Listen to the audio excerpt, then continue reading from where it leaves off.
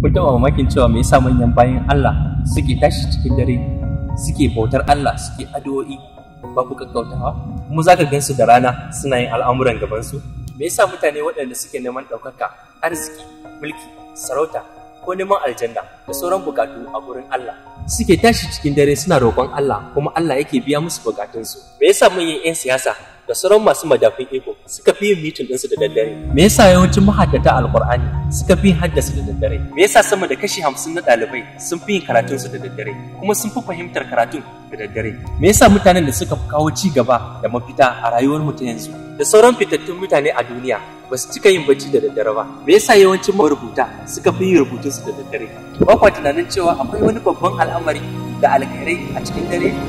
Shekara 10 da suka wuce mahaifina ya taɓa faɗa min cewa daga 12 na dare zuwa ƙarfe 3 na dare akwai wasu ɗimbin abubuwa da suke faruwa na falala wanda ya wuce tunanin mai tunani.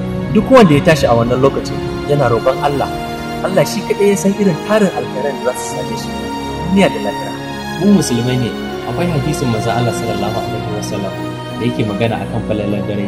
Farkon hadisin an Abi Hurairah radiyallahu anhu anna Rasulullahi sallallahu alaihi wasallam qala yanzu da rabbana tabaraka wa ta'ala kulla lailatin ila sama'id dunya hina yabqa sulusul layl al-akhiru yaqulu man yad'uni fa astajiba lahu man yas'aluni fa a'diyahu man yastaghfiruni fa aghfir lahu rawahul bukhari wa muslim. Sauran bayani kuma aje gurin malamai domin ni ɗalibi ne. Abokaina, yan uwana da dangina, me kuke yi da daren ku? Kowanne mutum da ka gani ya zama wani abu a rayuwa, ka tambaye shi ya labarin darensa, ya yi amfani da shi kuma yana da yin amfani da daren nasa. Saboda haka ɗan uwana, me kake yi da darenka?